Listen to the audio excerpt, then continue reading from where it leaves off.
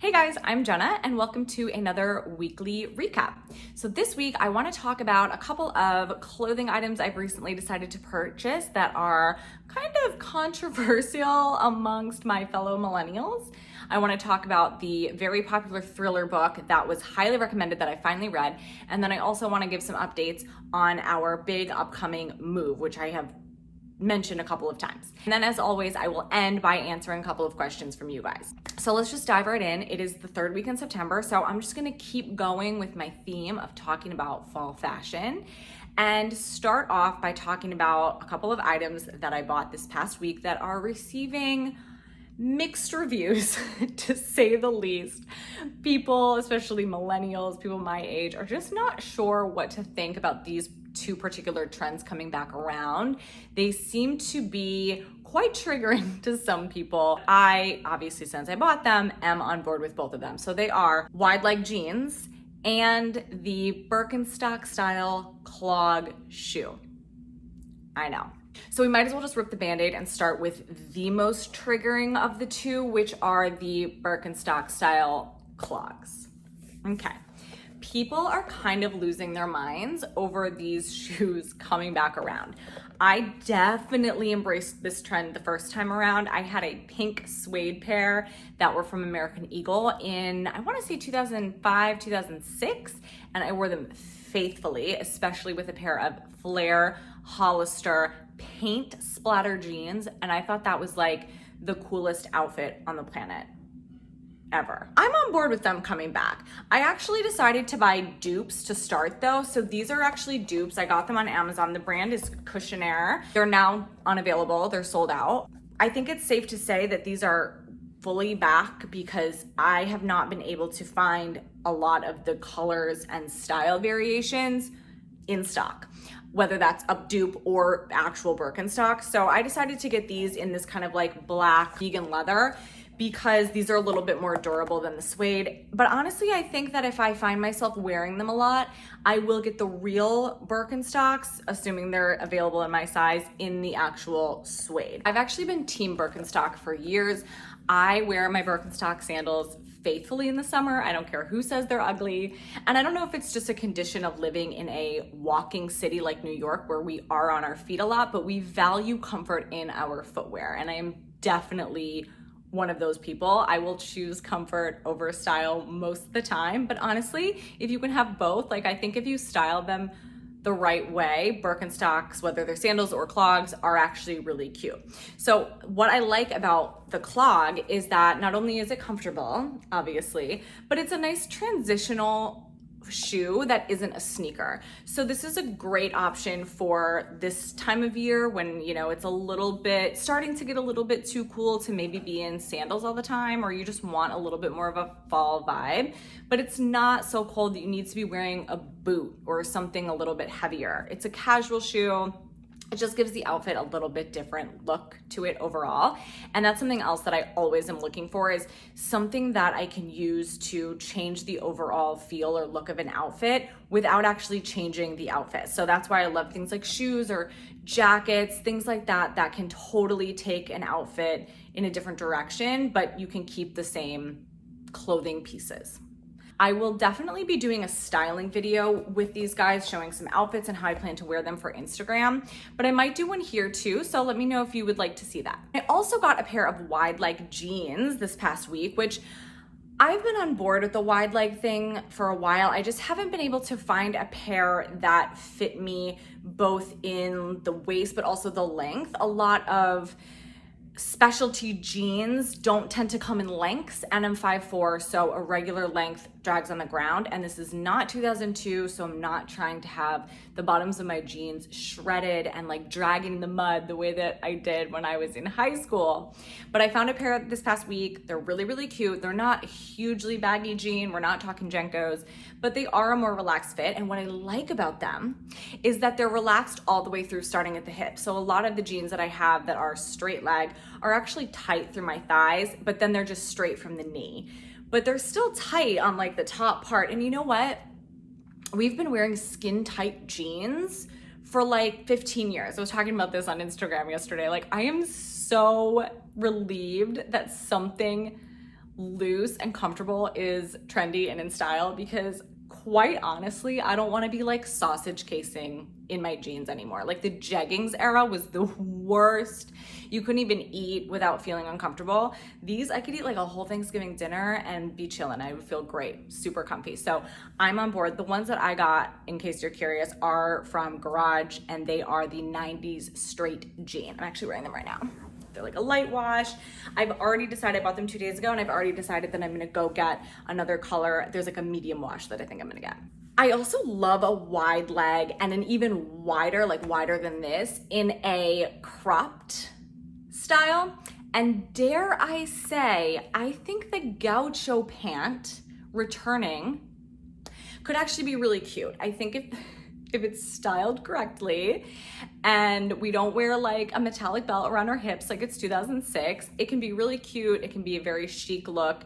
And it's also really flattering on a lot of body types, which is something else that I like about a wider leg pant. So honestly, if the gaucho pant wants to come back, I'll take it.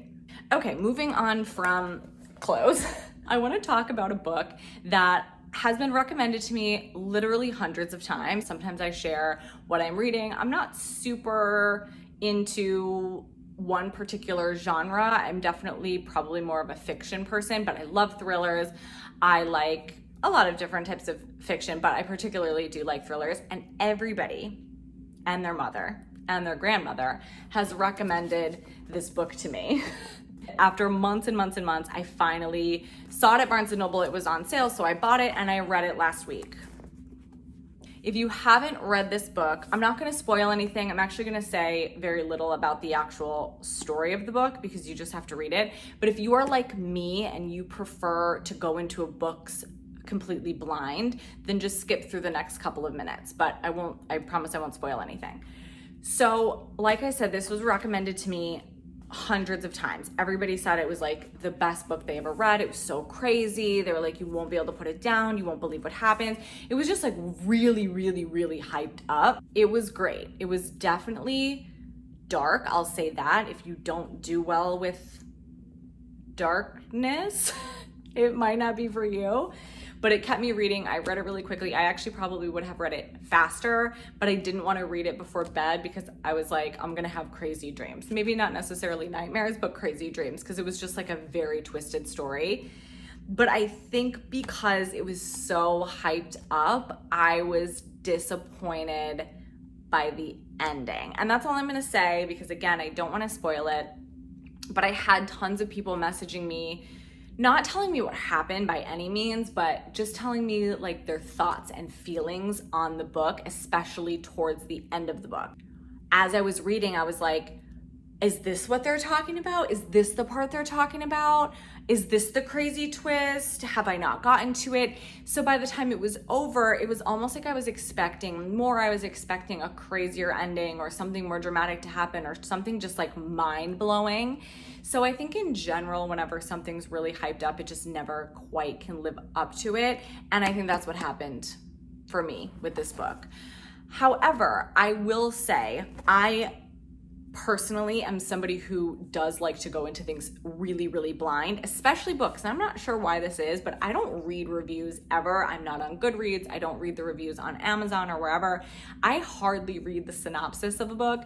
I look at the cover, I read like the first couple lines of the little synopsis on the back or inside the book jacket, and then that's it. I just need to get like an overall vibe, what the genre is, and that's really all I need to know. Anything more than that, I don't want to know. I think it would have been better had I not had so much hype around it. So I don't know, let me know. Have you read this? If you have, let me know how you felt about the ending. That's what I want to know. And then the other big thing that's been going on is I've mentioned a couple times that we are planning a move towards the end of this year, and we actually finally started to put things in motion. So we are making a big move. We live in Jersey City right now, and we've been here we've been in this apartment for 5 years. We've been in Jersey City for I think 7 or 8 years. And we have finally decided to leave, and we booked our movers. We're moving out right before Thanksgiving because, of course, why wouldn't you throw moving stress on top of holiday stress, right? Sounds like a good idea. Then we are going to stay with family for the month of December, and then we're going to make our move. So we don't have a home yet where we're going to be moving to, We know the area where we are going to be moving, and I'll share more once I know more and once we kind of figure out like a place to live, but we don't have an apartment yet. So that is going to be one of my next big projects that I'm going to be focusing a lot of time and attention on. I think I've moved a long distance 7 times in my life. So I am no stranger to moving. However, I have been very comfortable here and we have 5 years worth of stuff accumulated in this apartment. So that's gonna be an adventure to just kind of dig through. So stay tuned. And of course, let me know what you wanna see in terms of the moving process. We are working with movers. It is going to be a fairly long distance move. So there's a lot of logistical things that are gonna happen. I'll take you along when I apartment hunt and all that kind of stuff, but just let me know if there's anything in particular that you're curious about or that you wanna see. And as always, I'm gonna end by answering a couple of questions from you guys. I'm actually doing an AMA over on Instagram right now. So I'm gonna jump on my Instagram and just choose 2 random questions. Okay, so I just grabbed the 2 most recent questions that were submitted that were right at the top, and these are good ones. So the first one is, do you ever get tired of making TikToks? That's a great question. Honestly, I mean, in a broader way, no, because I really do like it, and I do get these like floods of ideas that just hit me, and when I get an idea like that, I really have an urge to go make the video. But on a more day-to-day level, of course, there are absolutely days that I wake up and I'm like, I just don't have the energy to be in a persona or like play this character. So on days like that, I mean, sometimes I just have to push through because there's content that I need to create, and if I have a really busy schedule, I only have 1 day per week where I am able to create content. In an ideal world, if I have a little bit more flexibility in my schedule, on days when I'm just really not feeling it, I'll film something else. I'll do something that's like a styling video or a vlog or something like that. And it's nice that I have kind of different types of content because different moods lend themselves better to different types of content. I think it's just like any other job, because at the end of the day, this is my job. It is something that I do every single day. And I think anything that you do, even if you love it, if you're doing it every single day, there are days that you don't feel like doing it. And then the second question is, what are some things that I will miss when we move away? Which is another great question. There's a lot of stuff that I will miss. We are leaving the New York City area in general, which is crazy because I lived in this area, like in the immediate city area for 8 years and in the general area for almost 10 years. So just the idea of like not being in the New York City area, not having everything that New York City has to offer at my fingertips is just a very weird thought. It's also just a totally different lifestyle anywhere outside of that type of city. New York is a very unique city. You know, we walk everywhere, it's public transportation, everything's kind of like at your fingertips. And then there's specific things about Jersey City and our neighborhood that I'll miss. We live on the Liberty Harbor waterfront. I walk along that waterfront every single morning. I will definitely miss that. And then just our immediate neighborhood, there's a lot of stuff I'll miss. And that is it for this week's weekly recap. Let me know in the comments if you have read Verity, if you are gonna wear the Birkenstock clogs, and again, what you wanna see in future videos, whether it's about styling, the move, or whatever.